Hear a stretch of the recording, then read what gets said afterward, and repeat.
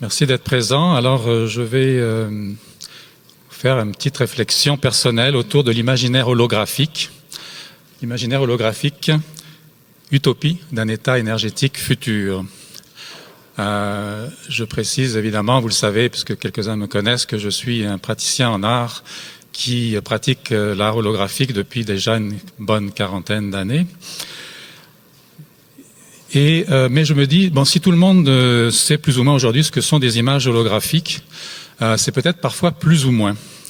Car j'ai remarqué que depuis leur invention, donc depuis l'invention par Denis Gabor, prix Nobel de physique dans les années 50, il y a eu tout un imaginaire qui s'est développé, une fascination pour un imaginaire holographique et qui a été encouragé entre autres par bien sûr la littérature de fiction, le cinéma en particulier, et d'autres pratiques artistiques, dont celles que l'on peut voir parfois aussi dans les arts scéniques, dans l'industrie du spectacle musical.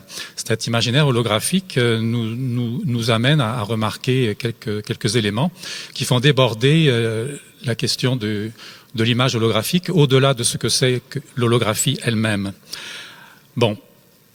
Simplement, comment pourrait-on décrire avec justesse une image holographique? Bon, il y en avait au moins deux que vous avez pu voir dans la petite exposition à côté, la salle 4. Bon, ça pourrait être dit comme étant des espaces ou des espèces de représentations tridimensionnelles faites de lumière transparente qui flottent de façon virtuelle devant une surface à 2 dimensions et qui semblent de plus coexister avec notre propre espace réel. C'est connu, c'est sur des plaques holographiques en 2 dimensions. Toutefois, aujourd'hui, avec les avancées techniques du vidéo numérique, et probablement aussi de plus en plus avec l'intelligence artificielle, on peut simuler cet effet de flottement d'images dans l'espace en créant de faux hologrammes, ce que j'appelle de faux hologrammes, ce que nous, les artistes en holographie, appelons ou des faux hologrammes ou des pseudo-hologrammes, qui sont plutôt présentés dans des salles de spectacle. Les vrais hologrammes sont produits en laboratoire optique avec des émulsions photosensibles à partir d'interférences de rayons laser et sont de format plutôt moyen ou un peu grand, mais du genre qui dépasse rarement 2 mètres carrés. Ils ne sont absolument pas des projections de lumière, ils sont les résultats optiques de diffraction lumineuse. Il ne nécessite pas autre chose que nos yeux et notre cerveau. On n'a pas besoin d'un casque de réalité autre que nos propres yeux. Pas de dispositif cinématographique. Il y a d'autres types de réalisations qui sont ce que j'appelle les pseudo-hologrammes, qui s'apparentent davantage à des images de type numérique et qui sont projetées, par exemple, dans les salles de spectacle sur des écrans semi-translucides, disposés à 45 degrés sur la scène, devant de vrais musiciens ou de vrais acteurs. C'est un dispositif qui est similaire à ce que l'on trouvait au XIXe siècle, donc ce que l'on appelle dans ces dispositifs-là des paper ghosts, connus dans les fantasmagories très très en vogue au XIXe siècle, où on faisait apparaître des pseudo-fantômes sur scène. Contrairement aux vrais hologrammes, ce procédé permet à de grandes audiences, en revanche, contrairement aux hologrammes, les vrais, de voir à peu près la même chose en même temps, quel que soit l'endroit où l'on est dans la salle. En plus, il permet un cadre narratif du mouvement, du son. Il y a aussi, on a remarqué, un plus grand intérêt probablement économique, puisque c'est plus de personnes que l'on peut mettre dans une salle de spectacle qui peuvent vivre cette expérience de ce que l'on appelle une image holographique, mais qui n'en est pas une. Personnellement, j'œuvre dans le secteur des arts visuels et médiatiques, comme je vous le disais, et je me trouve un des rares encore un peu obstiné à continuer, à persister à faire de l'holographie avec des rayons laser, mais je ne fais pas que ça. D'ailleurs,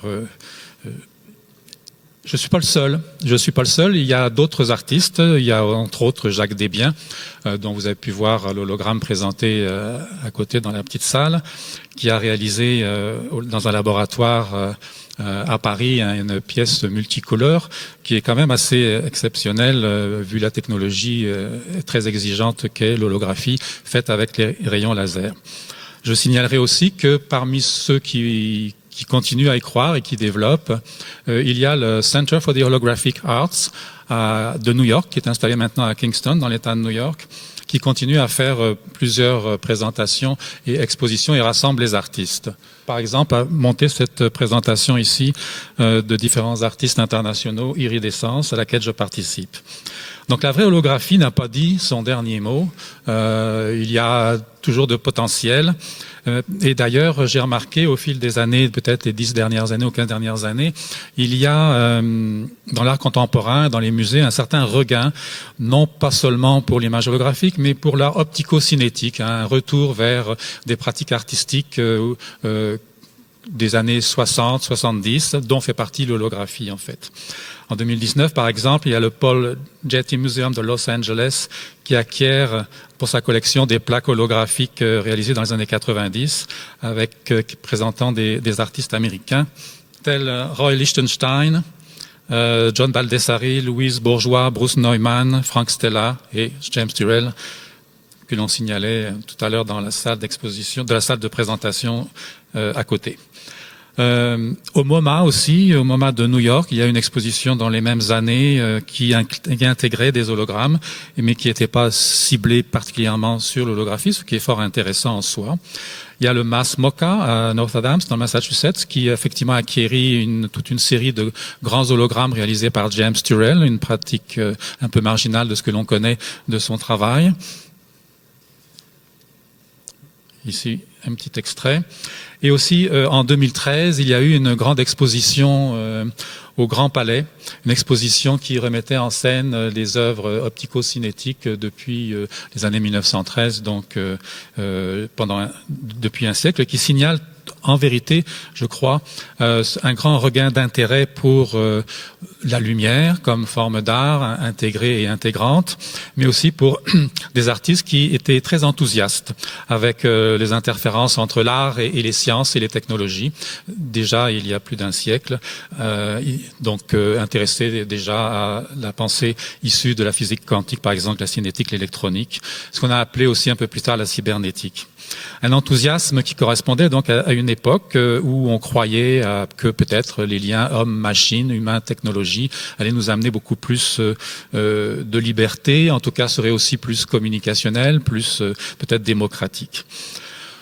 J'y ai retrouvé un petit peu dans cet enthousiasme-là une utopie, celle du village global, expression qui a été galvaudée depuis ce qu'en a dit Marshall McLuhan, mais qui signifiait quand même un intérêt ou une croyance pour une mondialisation où technologie et culture pourraient être très très encourageantes l'une envers l'autre, avec empli d'espoir, de transparence communicationnelle qui permettrait de meilleures relations plus harmonieuse entre les humains. La technologie, on y croyait fortement, et la lumière était un des moyens qui pouvait nous aider à y parvenir.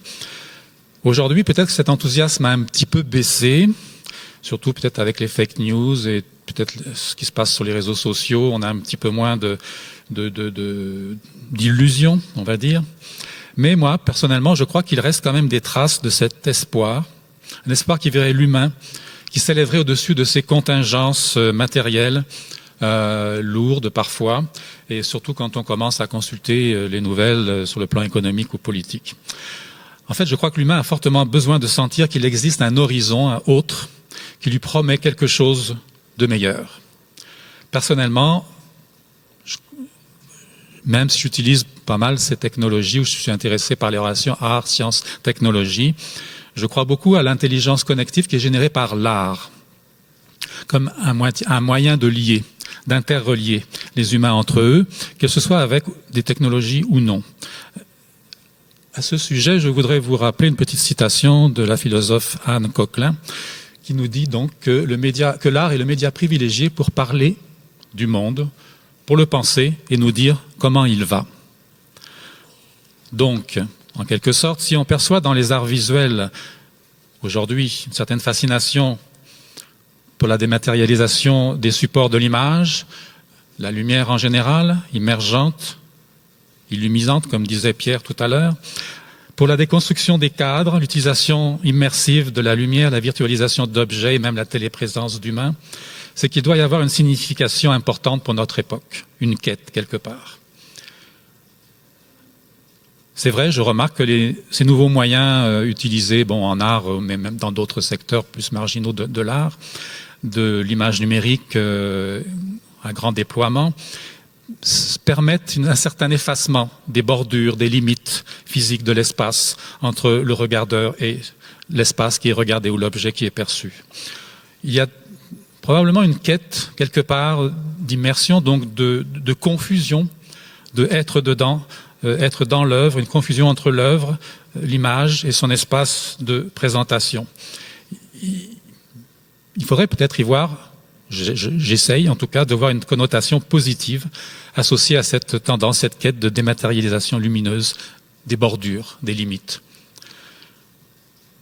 Je crois d'ailleurs que ça peut être vu de différentes manières. Par exemple, avec les travaux artistiques du vidéo mapping sur des architectures urbaines, on en voit régulièrement dans différents festivals, Festival Montréal en Lumière, Festival MAP à Montréal aussi, où les bâtiments disparaissent le temps de quelques projections à grande échelle qui font presque oublier les bordures des bâtiments, leur ouverture, fenêtres, portes, etc.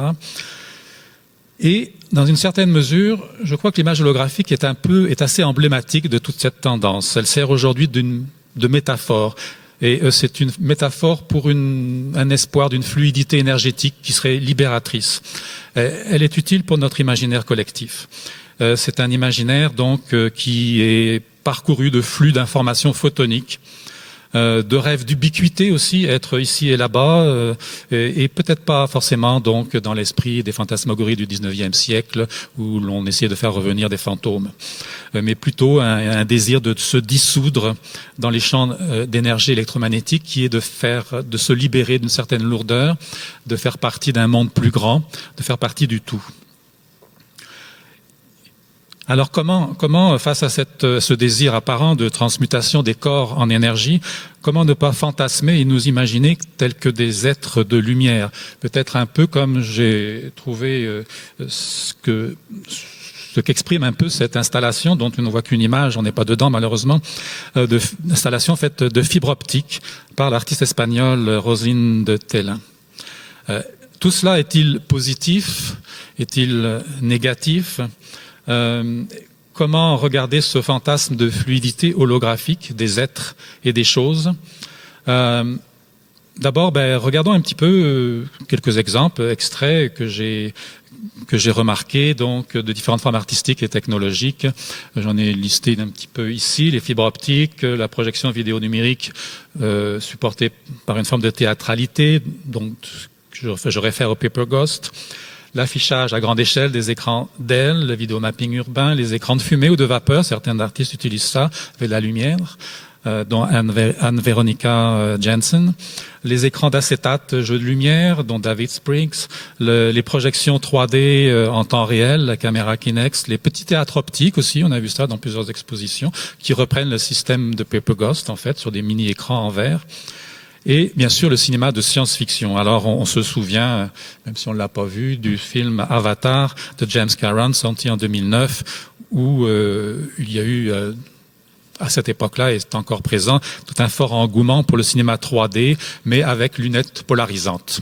Donc, contrairement à l'holographie, là, il faut un accessoire pour pouvoir sentir la troisième dimension et l'effet de lumière évanescente qui était supposé être capable, être présente au travers des images que nous présentait Cameron dans ce film, qui sont en fait les hologrammes rêvés par la NASA et l'armée américaine, que nous n'avons pas encore atteint, je pense. Dans l'industrie musicale aussi, des spectacles multimédia, on retrouve beaucoup d'effets de présence holographique, on va dire, plutôt que de la présence holographique. Des effets de présence holographique qui sont inspirés donc de cette ancienne technique du Paper Ghost, mise en scène avec l'image vidéo projetée sur un écran semi-transparent positionné à 45 degrés sur la scène. Petit schéma ici retrouvé sur Internet à propos d'un spectacle de Tupac Shakur 2012, mais aussi il y a eu d'autres spectacles pour faire vivre ou revivre même des musiciens et vedettes post-mortem, Johnny Hallyday, Michael Jackson, Maria Callas Amy Winehouse. Alors on voit ici un petit peu le dispositif technique avec l'écran à 45 degrés. Évidemment, la salle de spectacle est formidable pour cela, puisque les éclairages sont faits pour que nous puissions focaliser notre regard sur le centre. On ne regarde pas les bordures. Là, il y a une volonté d'effacement des bordures et c'est purement, c'est nécessaire, sinon la magie disparaît. On appelle apparemment cette tendance à faire travailler les morts vivants, pas les morts vivants, mais les morts, de les faire revivre plus exactement, les Walking Dead, justement. Comme disait un dirigeant de l'entreprise américaine qui fait beaucoup de ses présentations, Bayes Hologram, l'hologramme n'est jamais malade et ça coûte moins cher à transporter d'un show à un autre. Effectivement, ces pseudo-hologrammes, effets holographiques, sont plus intéressants pour une vaste audience. Avec cette technique très intéressante, très créative quand même, je remarque plus précisément le travail d'un duo, d'une équipe donc montréalaise, Michel Lemieux et Victor Pilon, avec leur troupe production 4D Art. Donc vous avez peut-être eu la chance de voir quelques spectacles. Ça fait déjà quand même plus de 20 ans qu'ils opèrent et utilisent cette même technique du Paper Ghost avec des personnages virtuels. Ici, c'était à partir d'un spectacle concernant McLaren. Ici, petit extrait d'un exemple du spectacle Icar, présenté en 2014. On peut voir un peu plus concrètement.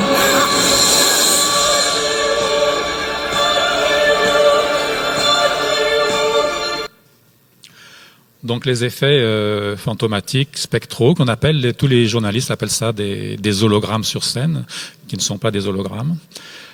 Sinon, d'autres travaux artistiques intéressants, celui de l'artiste britannique et canadien David Spriggs. On a vu quelques travaux, surtout en 2010 et 2015 à Montréal. Ici, donc, il utilise des grands acétates sur des structures de métal qu'il a peint partiellement avec une peinture qui reste transparente et il utilise des lumières pour faire apparaître les différentes couches d'acétate qui donnent l'illusion d'un hologramme. C'est le verdâtre holographique typique qu'on a connu dans les années 80. Il a aussi présenté à Arsenal l'art contemporain à Montréal en 2015, je crois, une grande exposition dans laquelle il y a quelques autres exemples. On voit l'échelle de grandeur ici de ces acétates qui sont superposés et qui font des effets, soit thermographiques, soit holographiques, mais qui sont de la pure couleur, projetés sur film d'acétate, superposés en de nombreuses couches pour recréer un volume sculptural. Donc ici, c'est la sculpture du roi Soleil Louis XIV qui a été reprise en ombrage thermographique ou holographique, comme on le voudra, et qui donne la monumentalité du travail. Dans d'autres moyens, avec d'autres moyens technologiques qui me permettre de se dire qu'il y a une tendance à un désir de désincarnation, de dématérialisation. Je voudrais citer le travail d'un de nos collègues ici à l'UQTR, Slobodan Radoslavjevic. En 2018, il a présenté à la Galerie R3, dans une exposition d'ailleurs que j'avais coordonnée, une œuvre vidéo numérique qui était basée sur l'utilisation de caméras Kinect, qui enregistre l'information en 3 dimensions, l'information spatiale. On peut mieux comprendre ici, il y avait superposition de 2 espaces, l'espace intérieur de la galerie et l'espace extérieur de la galerie. À l'intérieur, donc, on le voit ici agiter le bras, c'est en temps réel. La partie intérieure a donc été enregistrée en temps réel, contrairement à la partie extérieure. Ce que je remarque, c'est qu'il y a une volonté d'esthétique d'un monde qui devient désincarné, où toute matière apparaît sous forme de grains d'énergie lumineuse. On s'en rend pas très bien compte, d'autant plus que vous avez beaucoup de lumière autour de vous, là. Mais c'est des grains d'énergie lumineuse. Les êtres humains, comme les espaces, sont tous transformés en grains de lumière qui sont mobiles et qui sont qu'on peut traverser, qui simulent vraiment la perte de matérialité. Sinon, parmi ces artistes, je pourrais en choisir pas mal d'autres encore, mais j'ai aussi assisté à une présentation d'un spectacle, installation interactive chorégraphique Isabelle Van Grim II, qui a présenté en 2018 Eve 2050, un grand spectacle à l'Agora de la danse, avec son danse qui explorait pour moi aussi la poétique d'un futur où le corps était désincarné. Et on couvrait ici une œuvre qui démontre un peu le désir d'utopie d'un humain qui est devenu énergie pure, auratique. Ce que j'ai remarqué aussi, et là je pense que j'avais un petit extrait, ça pourrait être plus clair comme ça.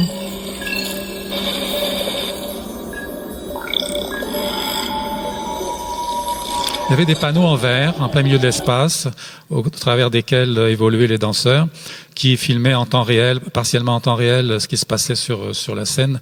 D'ailleurs, les spectateurs aussi pouvaient circuler autour de la scène. Mais ce que j'ai remarqué, c'est que les promoteurs de l'événement ont tout de suite parlé de panneaux holographiques pour ce spectacle, alors qu'en vérité, il s'agit d'un effet de projection vidéo numérique, bon, très travaillé évidemment par le numérique pour donner l'impression de dématérialisation et de grains de lumière, mais qui sont des réflexions d'images lumineuses partielles sur des écrans et qui n'ont jamais été donc faits avec une vraie technologie holographique. Je ne peux pas m'empêcher non plus, d'autant plus que Isabelle est ici, de citer Isabelle Chouanière, notre collègue, qui va présenter bientôt son travail, entre autres, enfin une réflexion autour de son travail, qui, à mon avis, dans certaines partie rejoint cet esprit d'une tendance à la dématérialisation des corps quand elle parle de cybercorporité, de téléprésence, mais je me risquerai pas plus loin. J'irai voir ta présentation.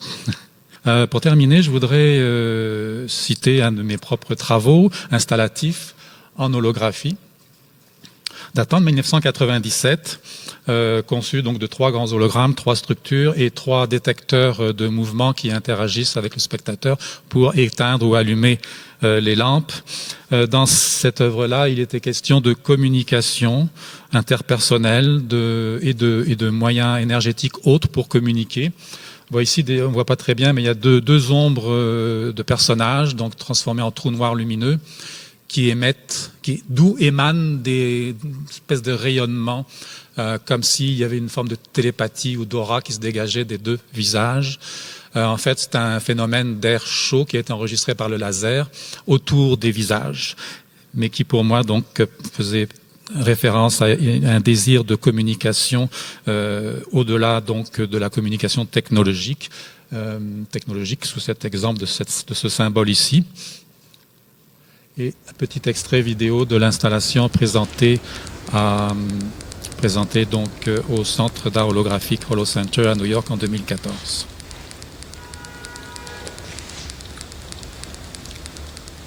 Les hologrammes donc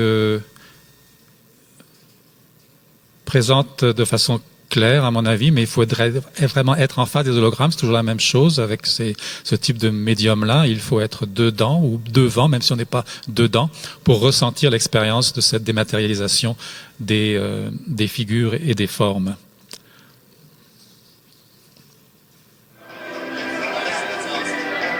Il y avait donc un petit système interactif. On voit le personnage ici qui enclenche ou déclenche et essaye de voir ce qui n'est visible que de façon très éphémère, très fuyante.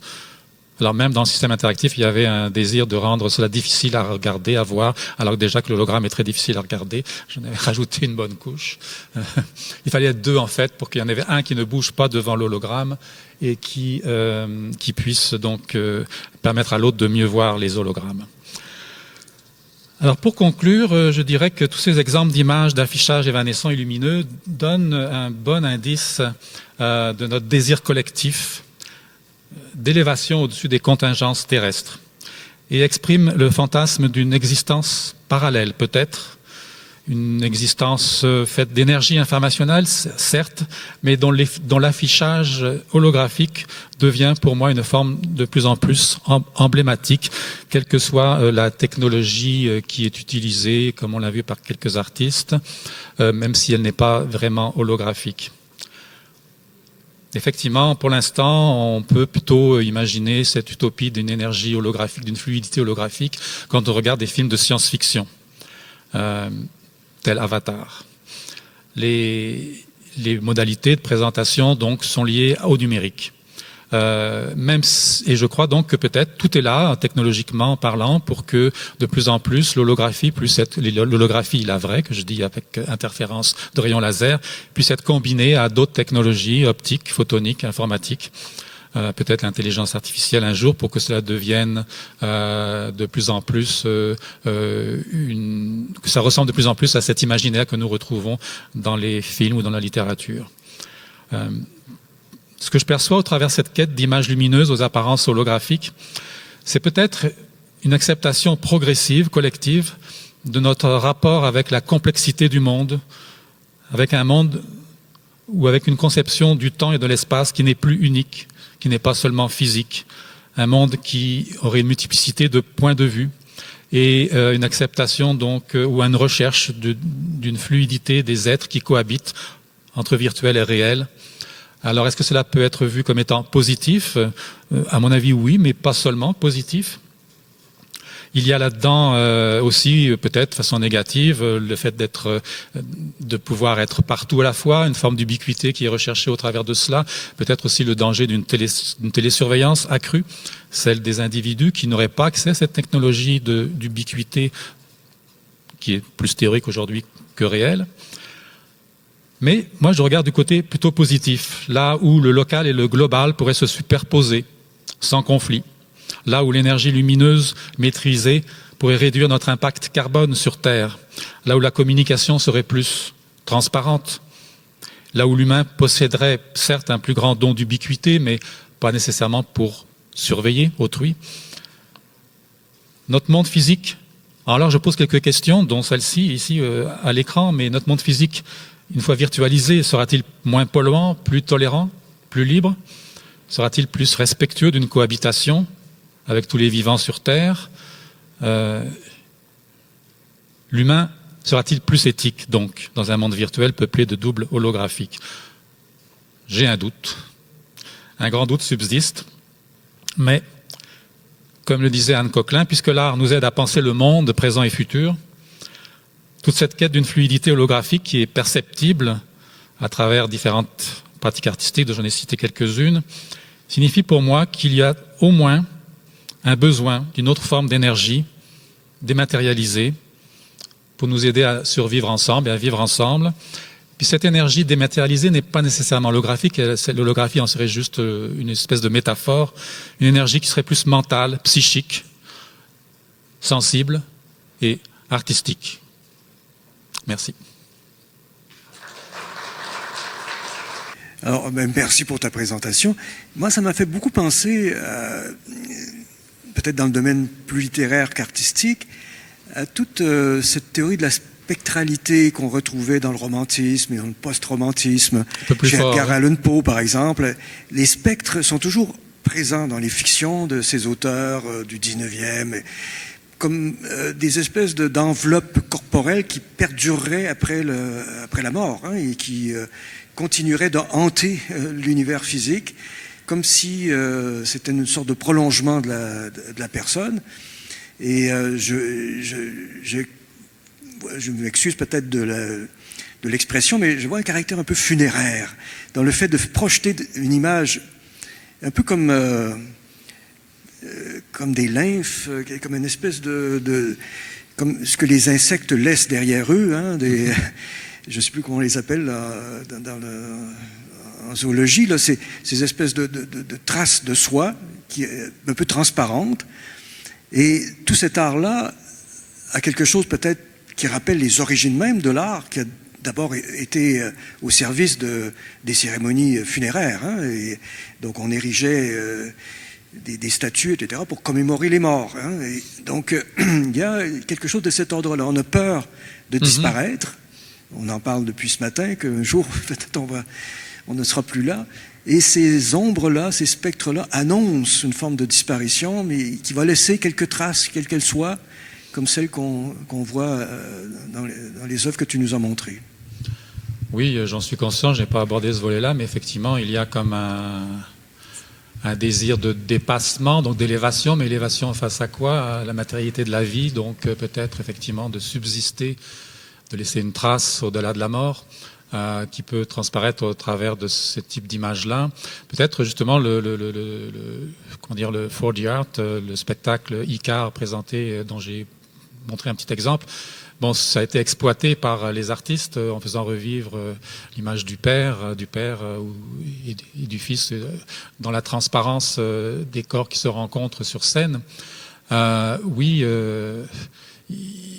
ce que je trouvais intéressant, par contre, que je n'avais peut-être pas pensé moi-même, c'est ce rapport avec les origines de l'art. Oui, la trace que l'on doit laisser, que l'on veut laisser, que l'on peut laisser, et selon les époques de l'histoire humaine, les moyens sont différents. Alors nous en serions encore aux parois, aux parois préhistoriques, mais avec des moyens détachés de la matière de la paroi.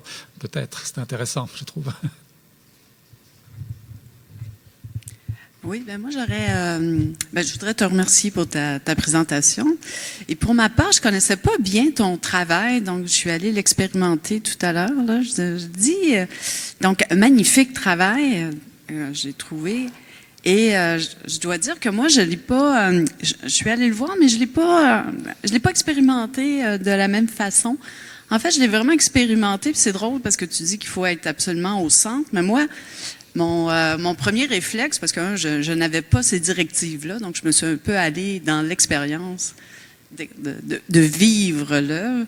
Ben, je me suis promenée, puis je me suis déplacée pour voir l'œuvre se transformer. Donc, en haut, je me suis mis à genoux, je me suis déplacée comme ça.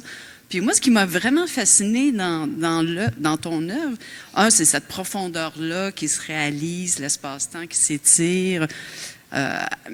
Mais c'est aussi comment la transformation de la perception que tu en avais, de l'expérience à travers ton corps qui est obligé de se déplacer, en fait. Puis ben, ça rejoignait un peu ce que les deux présentations, là, celle d'Hervé et celle de Pierre, justement, là, qui parlait de la mouvance, un peu de cette expérience-là qui est dans un genre de flexibilité, de transformation, tout ça. Donc, je trouvais ton œuvre, intéressant, pour la découvrir, t'amenait à avoir un rapport à l'espace très dynamique pour vivre une perception qui était complètement en mouvance. Puis dans ce sens-là, je trouvais ça magnifique, là. Et je me demandais je me demandais si tu partageais les idées de la présentation d'Hervé, puis même de la présentation de Pierre sur cet aspect-là, par exemple. Oui, c'est sûr qu'il y a des partages d'idées qui s'entrecroisent. De toute façon, Hervé est un peu un maître à penser qui m'a guidé à quelques reprises, au travers de ses écrits au moins. Mais en plus, il a été mon directeur de thèse, donc je ne peux pas le dire autrement. Mais ce que je remarque, et tu as raison, c'est cette très grande présence et rôle du spectateur, du regardeur, effectivement, dans l'holographie, qui met l'hologramme finalement à l'opposé du cinéma. Donc dans une salle de spectacle, avec les pseudo-hologrammes, le spectateur est assis, il est dans une salle de cinéma, il est dans une salle de spectacle, il ne bouge pas. On est dans le spectaculaire. Alors que devant un hologramme, ce n'est plus ça, c'est effectivement le subjectif, c'est nous, le regard, le cerveau, qui créons notre propre perception, qui la développons, la faisons grande ou pas grande, colorée ou moins colorée, quasiment, bien sûr, tous les possibles ne sont pas là, mais il y en a une partie, donc ça dévoile beaucoup plus d'implication, la posture d'implication dans le réel, qu'on n'est pas devant un monde qui nous est livré tel quel, on en fait partie et on le fait advenir, on le fait naître. Je pense qu'il y a une posture effectivement épistémologique même qu'il faut regarder. Oui, ça va de l'ordre de la perception vécue, comment tu peux transformer ton expérience par rapport à l'œuvre, mais même par rapport au monde. Donc c'était un peu dans ce sens-là que je trouvais ça très pertinent. Là, par rapport et pourtant, les deux hologrammes ne sont pas des grands hologrammes. Je suis content que tu aies pu vivre cette expérience parce que c'est plus vrai quand c'est un peu plus majeur, comme c'est au moins notre dimension de corps humain. J'ai l'impression, je connais ton travail depuis tellement longtemps, j'ai l'impression que tu as progressivement développé une philosophie qui est celle qui se traduit par une une perte de définition de la réalité. Tes premiers travaux des années 80, tu jouais entre différents médias pour converger vers une même représentation. Et là, tu nous plonges dans le flou de cette perception. On sent le relativisme puisqu'il faut bouger soi-même.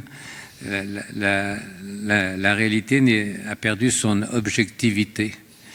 Et je pense que c'est fondamental philosophiquement dans ton évolution, dans ta maturité, de nous faire prendre conscience de cette réalité que d'autre part la physique quantique, la relativité générale aussi au point de vue scientifique nous suggère. Le monde a perdu son objectivité. Quand on pense à la peinture haute définition du XVIIIe siècle, maintenant on est très très loin de ça. On est dans l'incertitude, d'une façon d'ailleurs, je dirais, métaphysique. Bon. Est-ce que c'est correct ? Oui, c'est vrai, c'est bon de rappeler qu'on a vécu un choc conceptuel depuis le début des découvertes ou des mises au point de la physique quantique. Effectivement, la notion de reconfiguration ou de configuration du monde, de configuration de la représentation du monde, plutôt qui est toujours variable, ou depuis, on a pris du temps à s'en rendre compte, mais effectivement, le monde observé, dès qu'il est observé, n'est plus ce qu'il est quand il n'est pas observé. Donc, qu'on a un rôle à jouer, mais que ce que l'on perçoit du monde, ce n'est pas nécessairement ce qui est. Alors là, on est dans le flou, effectivement, dans le mouvant, dans le changeant, et on a du mal à s'y adapter. Alors oui, des fois, je parle d'inconsistance du réel, comme c'est comme si progressivement, au fur et à mesure que nous évoluons, que les technologies nous permettent d'être plus efficaces ou plus dématérialisées, on ne peut pas faire autrement que de se rendre compte que oui, le réel est un peu inconsistant finalement. Alors peut-être que moi, en tant qu'artiste, je le perçois de façon sensible et puis je suis en train de courir après sans être jamais capable de le saisir, mais c'est peut-être un peu ce que je veux dire, qu'il est inconsistant, oui. Oui, le réel est inconsistant, mais aussi ce que l'holographie nous montre, c'est peut-être un autre réel, une autre réalité. Et au lieu de dématérialiser le réel, je trouve qu'on matérialise le vide. Et on a l'impression, au contraire, je trouve, qu'on est submergé, on traverse comme ça des mondes, des images continuellement, sans les voir. Et l'holographie nous permet de les voir. Je ne sais pas, c'est un autre point de vue. C'est parce que l'holographie permet de voir ces images qui passent devant nous sans qu'on s'en aperçoive. Qui sont là, cet autre monde qui est là, un monde de lumière pas éteinte, mais qui n'apparaît que si on a un dispositif, par exemple. Oui, que si, effectivement, on veut bien s'arrêter et puis être impliqué dedans pour pouvoir voir ce qui est à voir, ou en tout cas ce qui est en relation avec nous, parce que ce qu'on voit, c'est pas détaché de nous, c'est toujours en relation d'eux. Alors, je suis certain qu'il n'y a pas que l'holographie qui permet de souligner cette relation intra et inter œuvre et regardeur. Effectivement, beaucoup d'œuvres interactives peuvent aussi le signaler, et même d'autres œuvres non interactives nous mettent en relation avec quelque chose d'autre à voir. Mais disons que c'est plus peut-être évident, plus facile de le souligner grâce à une de ces technologies qui est holographique. Mais l'holographie permet de le visualiser. C'est ce qu'on ne peut pas faire avec d'autres technologies, avec d'autres productions interactives. On peut les sentir, on peut sentir cette énergie, mais peut-être pas la visualiser, alors que l'holographie nous permet de voir une apparence. Ça nous permet de nous voir en train de regarder, en train de nous arrêter pour regarder et d'être dedans. Mais James Turrell, je pense, est un bon exemple aussi de ce type d'attitude perceptuelle. Oui. Être dedans, et on est dans ces œuvres immersives, il faut être volontaire, sinon on ne fait que passer, et il faut participer, c'est sûr. Il faut y croire, comme on disait oui, y croire, avec oui. Merci beaucoup. J'ai encore un mot. Le mot éthique, évidemment, tu ne seras pas surpris que ça m'interpelle. Je ne l'attendais pas dans ta présentation. Tu en as parlé, mais est-ce que tu pourrais le préciser davantage? Parce que c'est quand même un mot qui va chercher loin par rapport à un travail sur la perception, en apparence. Mais voilà, au-delà de la perception, où tu situes cette éthique? Éthique, c'est ça que tu as dit, j'ai peut-être pas bien entendu, oui? J'ai bien lu éthique. Oui, oui. En fait, l'éthique est... Là, je ne sais pas comment je pourrais le dire mieux que tu l'as dit tout à l'heure dans ta présentation, mais c'est effectivement la volonté, le désir de s'arrêter, de prendre conscience de ce qui nous habite et de comment, à force de vouloir toujours être ailleurs, toujours être plus ou mieux, nous devons quand même aussi toujours vouloir diriger cette capacité à être mieux ou plus, ou que ce soit dématérialisé ou matérialisé, à devoir le diriger vers quelque chose qui nous permette de rester ensemble sur une terre qui nous reste habitable. Donc c'est sûr que dans mon travail, je n'ai pas parlé ici, mais il y a un rapport au monde, rapport au réel, puis le rapport à la question de la planète. Ça peut apparaître à quelques autres œuvres, mais c'est un des aspects, en tout cas, qui habite ma démarche artistique, la question de comment se comporter face au monde, pas juste d'un point de vue perceptuel, comment le voir, mais aussi comment l'habiter, comment bien l'habiter, pour que on puisse être, comment dire, que le monde soit en l'intérieur de nous, et pas juste que nous soyons les deux pieds sur terre, comme de simples habitants qui n'avons pas de conscience de notre impact sur ce monde que nous habitons. Enfin, c'est un peu comme ça que je pourrais le décrire. Donc, tu mets en avant la responsabilité de l'artiste. Ça n'a pas toujours été quelque chose d'évident dans l'histoire de l'art. Peut-être que j'en ai pas conscience, mais oui, il y a une forme de... Est-ce que nous sommes des paratonnerres qui ont une capacité d'attirer ce qui permet à beaucoup de gens de se... Peut-être pas de prendre conscience, mais au moins de se débarrasser de quelque chose qui pèse, et qu'à ce moment-là, il y a un rôle peut-être pas démiurgique, mais un rôle important quand même pour l'artiste. Je n'ai pas de réponse absolue, mais je crois qu'on en joue, oui, un rôle comme ça.